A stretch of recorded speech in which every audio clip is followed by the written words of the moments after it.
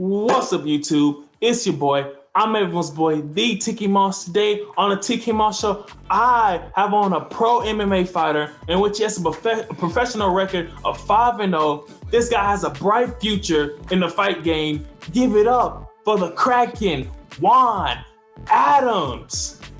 What's up, man? What's up, man? How you been doing so far today, man? Good. Workout, then just ran some errands. Tomorrow we got a really hard day ahead of us, so I'm just kind of trying to chill out for a little bit before I go see this movie, then go into a play, and resting up for sparring tomorrow.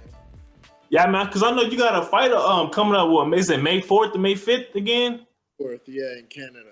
Yeah, man. So I know you've been out there just grinding, training, just doing what you've been doing, right?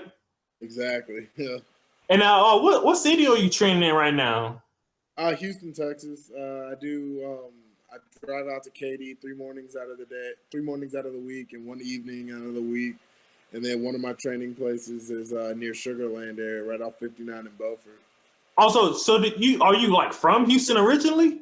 Yeah, I'm from Houston. I was born and raised here. I grew up around South Park area, Yellowstone, and went to Strake Jesuit College Prep for high school. Went out to Virginia for college to wrestle. Yeah, man, because I know I'm from Dallas. You know what I'm saying? So we close near each other. Oh yeah. And then speaking of high school, because you just said you wrestle amateur wrestling. Yeah. So I wrestled at Strake Jesuit College Prep. That's where I started. Then I wrestled Division I at Virginia Military Institute for college.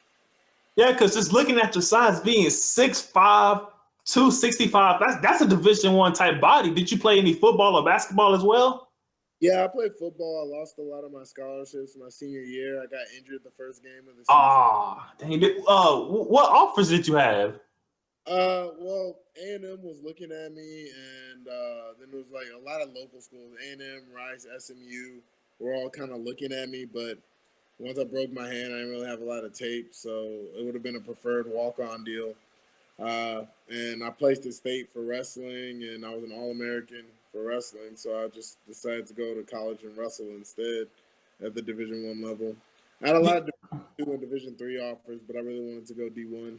Yeah, I feel you on that. And speaking, because a lot of people, if you're watching this and you're not from Houston or Texas, Texas is it's a football type sport. Like, it's all about football down there. So just for the people who don't know, man. So yeah, I'm not surprised because you have a body of a goddess, man.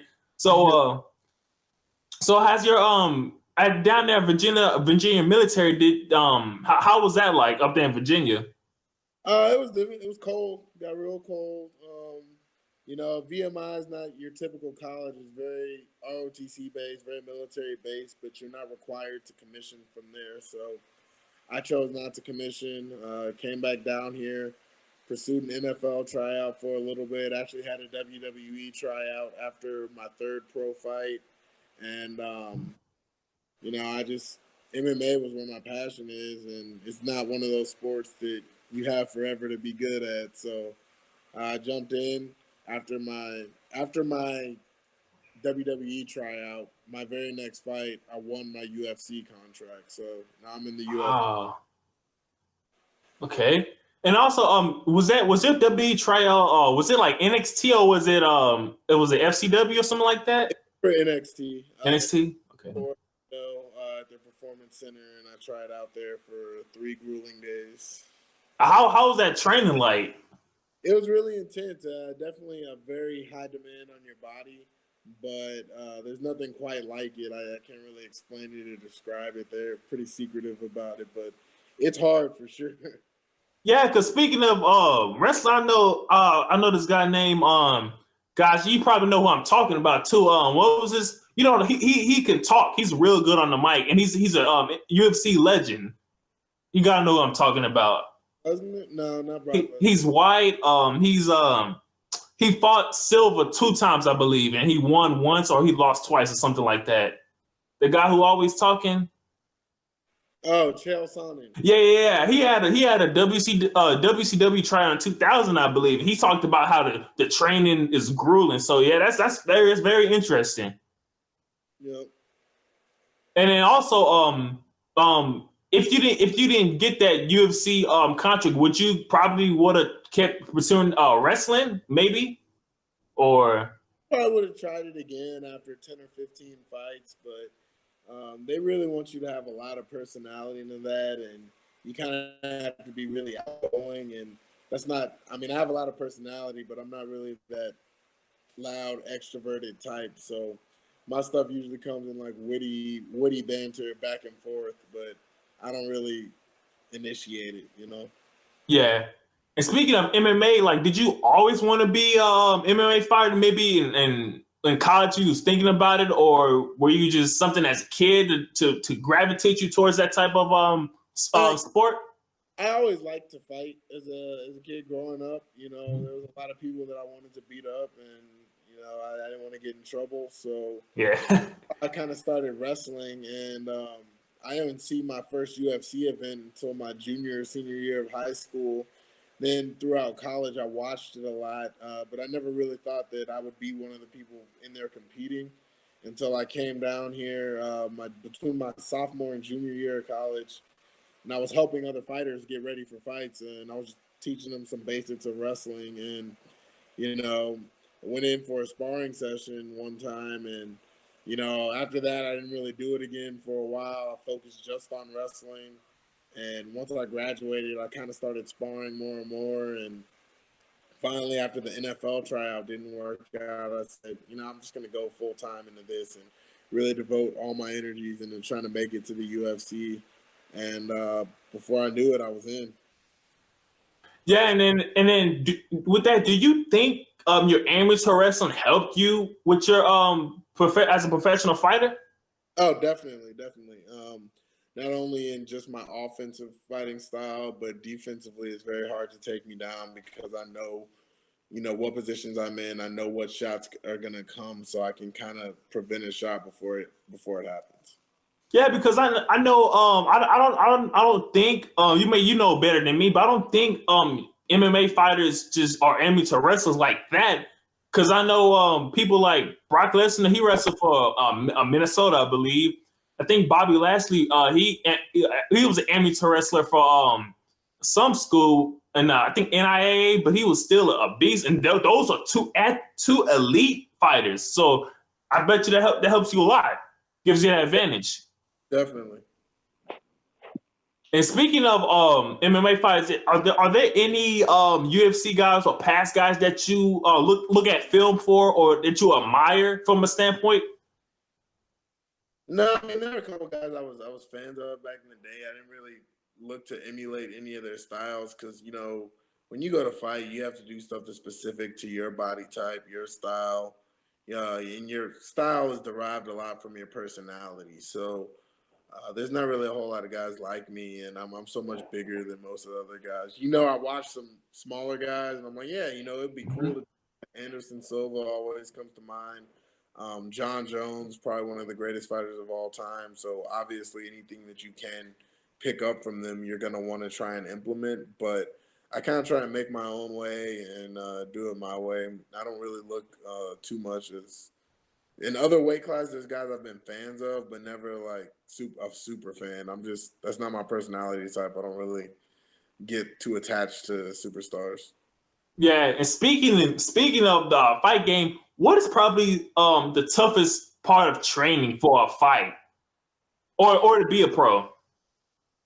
It's consistency, man. You have to do it consistently, and you have to really treat it like a job. You know, a lot of guys treat it as a hobby and are kind of good at it, but I train 6 hours a day. Wow.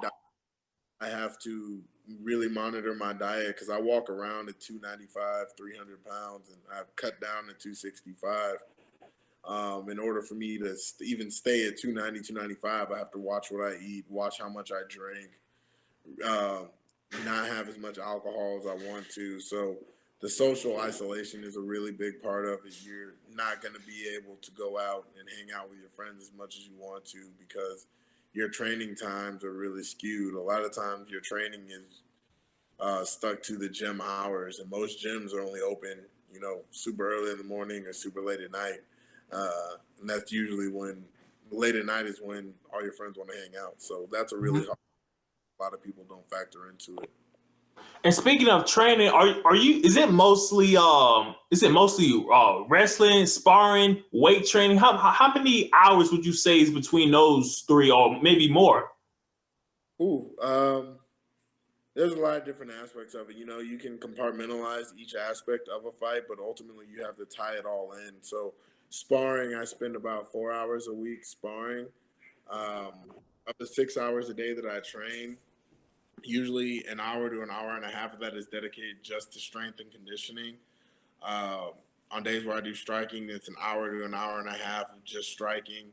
When I wrestle, hour and a half of just wrestling, and then the remaining 3 or 4 hours I have throughout the day are little things. You know, it's doing a 3 to 5 mile walk every day to make sure I'm still burning calories. And after that, I got to go and shoot hoops for 30 minutes to an hour. And on top of all that, then I have to do some form of cardio every day or some form of activity that's not just sitting on a couch. Downtime is the enemy. Mm-hmm. And also, being that you're a 5-0 professional fighter, you've signed your first UFC contract. What are some of your goals now in the UFC? Is it to be world heavyweight champion? Is it to get a certain amount of money? What is your goal in this sport as of right now?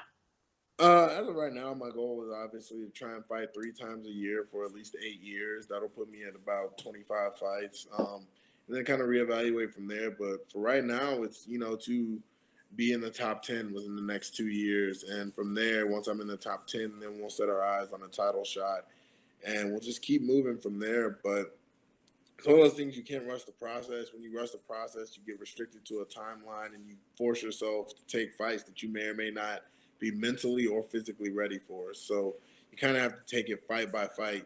So my goal right now is 3 fights a year.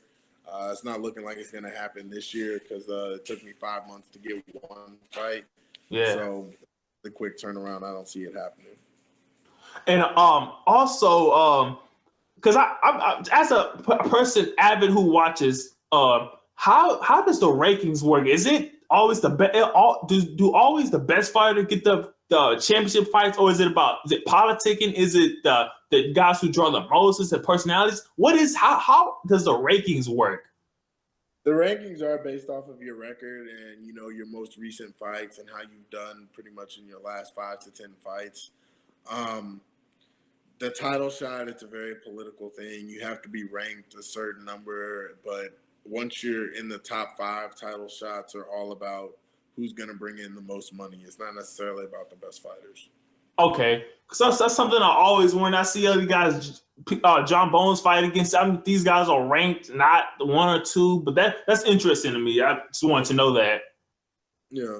Well, a lot of times, if you've already beaten the number 1 or number 2 contender in the last 2 years, they're going to make you fight, maybe number 3 or 4. If you've already cleaned out that top 3, then they just have to put you up against whoever you haven't fought yet. And I know you got like you said before, you fight at Fight Night 150 against Arjan Bhullar. I hope I'm saying that right, but how have you been watching film on him? Are you ready for him?